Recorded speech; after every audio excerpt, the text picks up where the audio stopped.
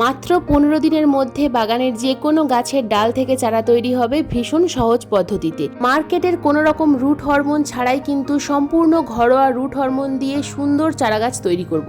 তো আজকের এই ভিডিওতে বাগানের যে কোনো ফুল গাছ বা পাতাবাহার গাছের ডাল থেকে চারা তৈরি করা দেখাবো। হাইব্রিড জবা, গোলাপ, যে কোনো সেন্সিটিভ গাছের ডাল থেকে চারা তৈরি করার সহজ পদ্ধতি দেখাবো আজকের এই ভিডিওতে। বিভিন্ন ধরনের মিডিয়াতে আজকে চারা তৈরি করা দেখাবো। কোন মিডিয়াতে ডাল প্রতিস্থাপন করলে খুব সহজে শিকড় আসবে, কিভাবে প্রতিস্থাপন করতে হবে, কোথায় রাখতে হবে, কতটা রোদ্দুর বা কতটা বৃষ্টির জল প্রয়োজন, সবকিছু ডিটেলসে বলবো আজকের এই ভিডিওতে। তাই আজকের এই ভিডিওটা কিন্তু কেউ স্কিপ করে দেখো না বন্ধুরা, স্কিপ করে দেখলে অনেক কিছুই মিস করে ফেলবে। নমস্কার, আমি লাবণী, আমার বাগানে তোমাদের সবাইকে জানাই স্বাগত। বর্ষাকাল হলো চারা তৈরি করার আদর্শ সময়। আমরা সবাই জানি বৃষ্টির জলে থাকে প্রচুর মাত্রায় নাইট্রোজেন, তাই এই সময় আমরা আমাদের বাগানের যে কোনো গাছের কিন্তু খুব ভালো গ্রোথ দেখতে পাই। আর যেহেতু বাগানের যে কোনো গাছের খুব ভালো গ্রোথ দেখতে পাই, তাই এই সময় যে কোনো গাছের ডাল থেকে চারা তৈরি করাও কিন্তু খুব সহজ। অন্যান্য সময় এই কাজটা কিন্তু ভীষণ কঠিন হয়ে যায়, তবে বর্ষাকালে এই কাজটা ভীষণ সহজ। তো এখানে দেখতেই পাচ্ছ বন্ধুরা, আমাদের প্রথম যে কাজটা করতে হবে, বিভিন্ন ধরনের ডাল আমাদের সংগ্রহ করতে হবে। তোমাদের বাগানে বা অন্যান্য কোথাও থেকে বিভিন্ন মাদার প্ল্যান্ট থেকে ছোট ছোট ডাল কাটিং করতে হবে। ডাল কাটিং করাটাও কিন্তু একটা গুরুত্বপূর্ণ বিষয় বন্ধুরা। আমরা সবাই পেন্সিল সাইজের ডাল নিয়ে আসি, ডালের দুদিকেই কাটা থাকে, তো যে কারণে ডাল প্রতিস্থাপন করার পর উপর দিক থেকে ধীরে ধীরে কালো হয়ে শুকিয়ে যেতে শুরু করে বা পচে যেতে শুরু করে। তো এই সময় আমরা যদি এই ধরনের ডগার ডাল নিয়ে আসি, দেখো যেমন এই যে ডালটা দেখতে পাচ্ছ যেখানে মাথার ওপরে কুঁড়ি আসবে, তো এই অংশটা কিন্তু আমরা একেবারেই কেটে দেব না। তো ঠিক এই রকম অংশ দেখে আমরা ডাল কাটিং করব। তো প্রত্যেকটা ডাল দেখো আমি এইভাবেই কিন্তু কাটিং করেছি, খুব বেশি মোটা নয় আবার খুব বেশি সরু নয়, মিডিয়াম সাইজের ডাল আমরা কিন্তু এখানে সংগ্রহ করব। তো এই ধরনের ডাল সংগ্রহ করলে খুব তাড়াতাড়ি কিন্তু রুট চলে আসে, তার কারণ ওপর দিক থেকে কিন্তু শুকিয়ে যাওয়ার সম্ভাবনা অনেকটা কম থাকে। তাই এই ধরনের ডাল কিন্তু তোমরা চাইলে সংগ্রহ করতে পারো। এরপর দ্বিতীয় যে কাজটা করতে হবে, এখানে যে ডালটা দেখতে পাচ্ছ, এই ডালের নিচের দিকের বেশ কিছুটা অংশ আমি কিন্তু এরকমভাবে ওপরের দিকে যে ব্রাউন কালারের স্কিন, এটা আমি ছুরি দিয়ে ভালোভাবে পরিষ্কার করে নেব। ওপরের দিকে স্কিনটা সামান্য তুলে নিলে কিন্তু খুব সহজে রুট চলে আসে। প্রত্যেকটা ডালের কিন্তু একই রকমভাবে আমি কিছুটা পরিমাণ স্কিন ওপর দিক থেকে তুলে দিয়েছি। তো এবার দেখো একটা পাত্রের মধ্যে নিয়ে নিয়েছি আমি কিছুটা পরিমাণ জল। জলের মধ্যে দিয়ে দেবো সামান্য পরিমাণ ফাঙ্গিসাইড। এখানে তোমরা যে কোনো ফাঙ্গিসাইড দিতে পারো। তো আমি এখানে রিডোমিল গোল্ড ফাঙ্গিসাইড প্রয়োগ করলাম। রিডোমিল গোল্ড ফাঙ্গিসাইড জলের মধ্যে ভালোভাবে মিশিয়ে দিলাম। দিয়ে এবার প্রত্যেকটা ডাল আমি এই ফাঙ্গিসাইড মিশ্রিত জলের মধ্যে 10 মিনিটের জন্য এইভাবে ভিজিয়ে রাখবো। 10 মিনিটের জন্য ভিজিয়ে রাখলে ডালের মধ্যে কিন্তু সহজে কোনো রকম কোনো ফাঙ্গাস প্রবলেম হয় না। তো যে কারণে আমি কিন্তু প্রত্যেকটা ডাল 10 মিনিটের জন্য ভিজিয়ে রাখলাম। আমি এখানে বিভিন্ন ধরনের ডাল নিয়েছি, যেমন জবা, গোলাপ, টগর, বেলি জুঁই, স্থলপদ্ম, অপরাজিতা, নয়নতারা। বাগানের যে কোনো গাছের ডাল কিন্তু তোমরা এই সময় সংগ্রহ করতে পারবে। তো এখানে এবার আমি মিডিয়া দেখাবো। দেখো মিডিয়া হিসাবে আমরা কি কি উপাদান নেব। প্রথম যে উপাদানটা আমি এখানে নিয়েছি সেটা হলো বালি, 70% বালি আর 30% কম্পোস্ট। এটা এক ধরনের মিডিয়া। এরপর এক ধরনের মিডিয়া নিতে হবে, সেটা শুধুমাত্র বালি। তো এই বালি কিন্তু প্রথমেই আমাদেরকে ভালোভাবে ধুয়ে নিতে হবে, কারণ বালির মধ্যে অনেক ময়লা থাকে। আমরা যদি সরাসরি ধুলো ময়লা বালির মধ্যে ডাল প্রতিস্থাপন করে দিই, তাহলে কিন্তু কয়েকদিনের মধ্যেই ফাঙ্গাস অ্যাটাক হয়ে ডালটা শুকিয়ে যাবে বা কালো হয়ে পচে যাবে। তাই প্রথমে বালি আমাদেরকে 3 থেকে 4 বার অন্তত ধুয়ে নিতে হবে। যতক্ষণ পর্যন্ত না পরিষ্কার জল বেরোচ্ছে ততক্ষণ পর্যন্ত আমাদেরকে বালিটাকে ধুয়ে নিতে হবে। এরপর আমরা বালির পরবর্তী মিডিয়া যেটা নেব সেটা হলো শুধুমাত্র কোকোপিট। কোকোপিটও কিন্তু আমাদেরকে খুব ভালোভাবে ধুয়ে নিতে হবে, কারণ কোকোপিটের মধ্যে অনেক লবণ থাকে, যে কারণে আমাদের গাছের ডাল থেকে সহজে চারা তৈরি করা যায় না। তো কোকোপিট ভালোভাবে, বালি, কোকোপিট ভালোভাবে ধুয়ে নিলাম। এবার নিতে হবে কয়েকটা গ্লাস। তো ট্রান্সপারেন্ট গ্লাস হলে খুব ভালো হয়। কেন ট্রান্সপারেন্ট গ্লাস হলে ভালো হয় সেটা আমি অবশ্যই বলে দেবো। গ্লাস না থাকলে তোমরা কিন্তু এরকম সাদা যে বোতলগুলো পাওয়া যায়, যেগুলো আমরা জল খাওয়ার পর ফেলে দিই, তো এই বোতলগুলো ফেলে না দিয়ে তোমরা মাঝখান থেকে কেটে নিয়ে নিচের দিকে বেশ কয়েকটা হোল করে নিতে হবে। তাহলে কিন্তু সহজেই চারাটা তৈরি করা যাবে। হোল অবশ্যই করতে হবে, সেটা গ্লাস নাও বা বোতল। তো এছাড়া ছোটো ছোটো যে প্লাস্টিকের টবগুলো থাকে, এরকম টবও তোমরা নিতে পারো। হাতের কাছে যা থাকবে মোটামুটি সেগুলো তোমরা চারা তৈরি করার জন্য ব্যবহার করতে পারো। তো এই ধরনের সাদা রঙের ট্রান্সপারেন্ট গ্লাস হলে কিন্তু খুব ভালো হয়, তার কারণটা আমি অবশ্যই বলে দেবো।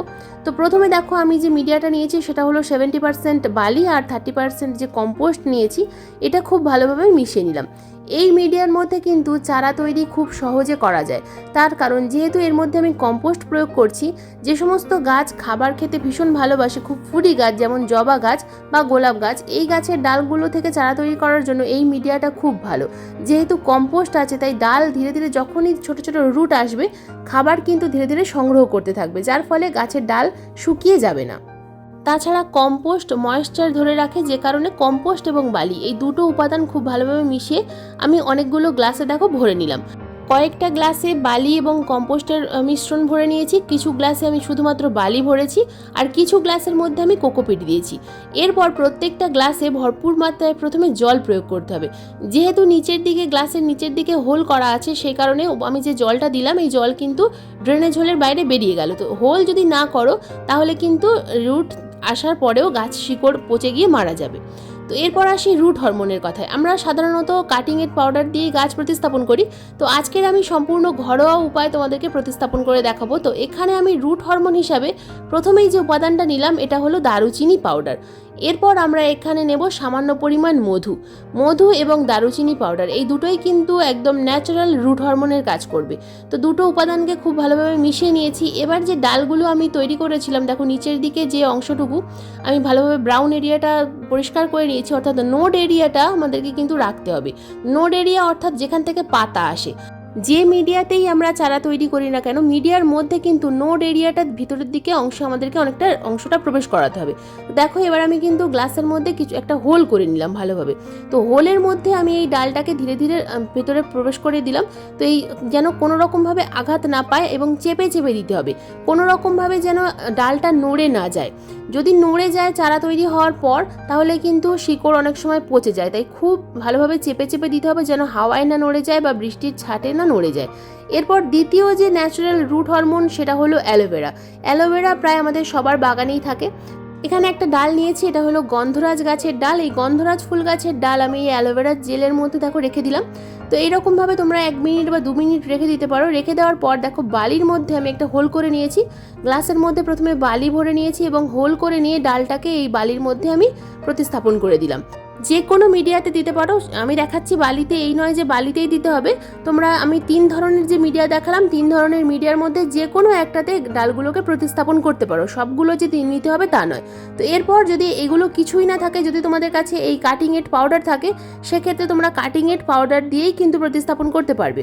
দেখো কাটিং এড পাউডারটা আমি ভালোভাবে নিচের অংশে লাগিয়ে নিলাম। এবার আমি যে বালি এবং কম্পোস্টের মিডিয়াতে একটা ডাল প্রতিস্থাপন করলাম। তো এইভাবে বাগানের যে কোনো গাছের ডাল থেকে তোমরা কিন্তু প্রত্যেকটা এরকম যে কোনো মিডিয়া একটা নিয়ে নেবে এবং এই বর্ষাকালে প্রত্যেকটা মিডিয়ার মধ্যে আমি অনেকগুলো ডাল আমি এখানে প্রতিস্থাপন করলাম। এখানে দেখো বিভিন্ন ধরনের জবা আছে, দেশি জবা, হাইব্রিড জবা, গন্ধরাজ, বেলি জুঁই, আরও বিভিন্ন ধরনের যে সমস্ত ডাল যেমন স্থলপদ্ম, তো এইগুলো আমরা প্রতিস্থাপন করব। এর সাথে সাথে যদি বাগানে কোনো পাতাবাহার গাছ থাকে যেমন সং অফ ইন্ডিয়া, মহাত্মা ডেসিনা, coleus, aralia, money plant, snake plant, বাগানের যে সমস্ত গাছ তোমাদের আছে সেই সমস্ত প্রত্যেকটা গাছের ডাল থেকে কিন্তু এই বর্ষায় খুব সুন্দর চারা তৈরি করে নিতে পারবে। এখন বাগানের যে কোনো গাছের ডাল থেকে চারা তৈরি করা অত্যন্ত সহজ একটা কাজ।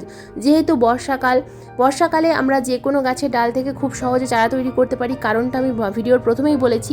তো দেখো আমি কিন্তু প্রত্যেকটা ডাল, যতগুলো ডাল আমি প্রথমে কেটেছিলাম, তো প্রত্যেকটা ডাল কিন্তু গ্লাসের মধ্যে বা যে কোনো কন্টেনারের মধ্যে প্রতিস্থাপন করে দিয়েছি। এবার প্রতিস্থাপন করার পর এগুলো আমরা রাখবো কোথায়? এগুলোকে এমন একটা জায়গায় রাখতে হবে যেখানে সরাসরি সূর্যের রোদ্দুর আসে না কিন্তু আলো আসে। অন্ধকার জায়গায় রাখলে হবে না। আবার সরাসরি যেন বৃষ্টির জল না পায়, বৃষ্টির ছাট পায়, এমন একটা জায়গায় রাখতে হবে। তবেই কিন্তু ডাল থেকে শিকড় তৈরি হবে।